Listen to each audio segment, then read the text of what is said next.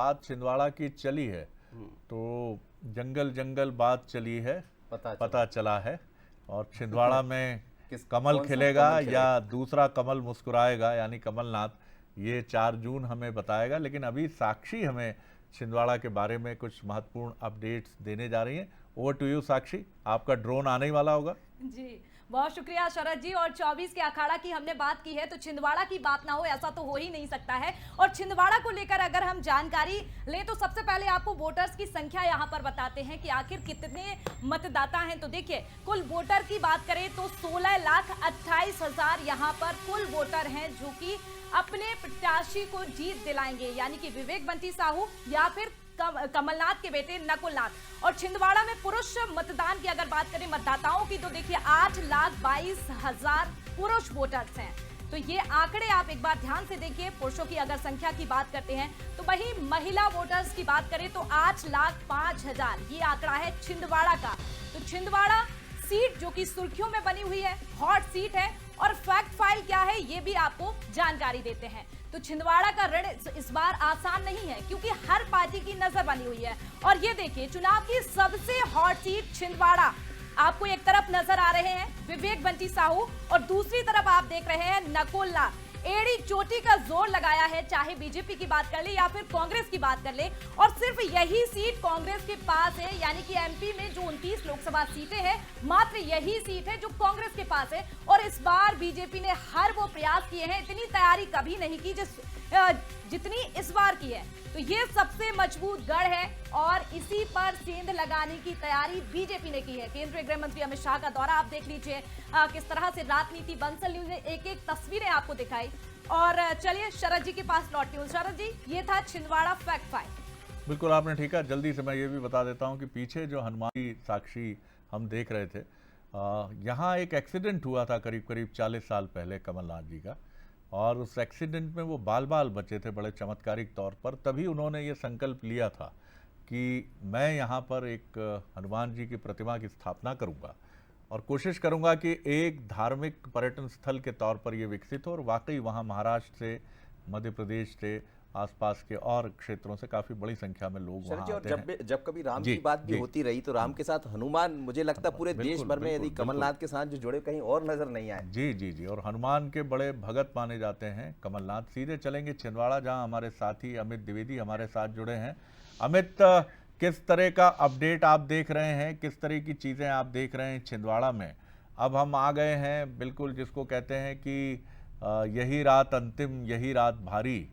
अब 2 दिन के बाद मतदान है, चुनाव प्रचार का शोर थम गया है। अब जो चर्चा होगी चौराहों पर, चाय की दुकानों पर, घरों में, वो चर्चा क्या कह रही है छिंदवाड़ा में?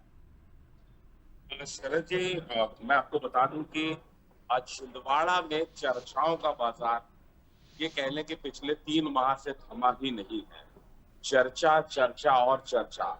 छिंदवाड़ा चुनाव मतलब चर्चा। लगातार चुनावी चर्चाएं जो है चौक चौराहों, गली चौबारों में यहाँ पर हो रही है।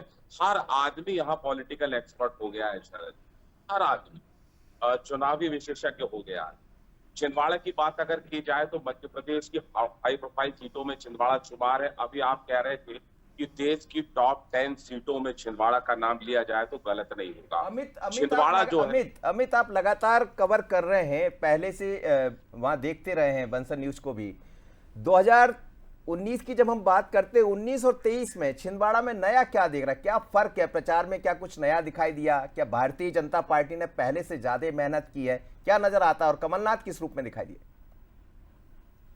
मनोज जी, 19 और 2024 दोनों चुनाव जो है वो बहुत अलग अलग तरह का चुनाव है। पिछले चुनाव की अगर हम बात करें 2019 की, तो छिंदवाड़ा में सरकार थी। मध्य प्रदेश के मुख्यमंत्री उस समय जो है वो कमलनाथ हुआ करते थे। 2024 की स्थिति में आज जो है वो कमलनाथ की स्थिति जो अलग हो गई, आज भाजपा की मुख्यमंत्री है। तो पिछले चुनाव में 2019 में छिंदवाड़ा की सरकार थी, मध्य प्रदेश में मुख्यमंत्री छिंदवाड़ा से थे। उसके बाद भी नकुल नाथ जो है वो 37,000 वोटों से जीते थे।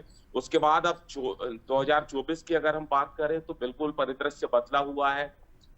मध्य प्रदेश में भारतीय जनता पार्टी की सरकार है और इसी लिहाज से भाजपा ने पूरी ताकत लगा दी कि छोटा सा मार्जिन 2019 में था, इस मार्जिन को पाटने के लिए भारतीय जनता पार्टी ने एड़ी चोटी का जोर लगा दिया। बड़े बड़े नेता छिंदवाड़ा आते हैं, प्रदेश स्तर के नेता छिंदवाड़ा आते हैं, राष्ट्रीय स्तर के नेता छिंदवाड़ा आते हैं, बड़े नेता को छिंदवाड़ा की कमान सौंपी जाती है। पर्दे के पीछे संगठन के लोग छिंदवाड़ा को जीत बिल्कुल अमित, गढ़ने बिल्कुल बिल्कुल हम लौटेंगे आपकी तरफ। काफी महत्वपूर्ण आपने जानकारी दी और अपडेट्स की तरफ भी हम लौटेंगे, लेकिन एक और बहुत महत्वपूर्ण बात जो लगती है, जिस पर हम बराबर बात कर रहे हैं, कि क्या छिंदवाड़ा की जनता ये भी मान रही है कि बदलना पड़ेगा, भावुकता में नहीं अटकना पड़ेगा।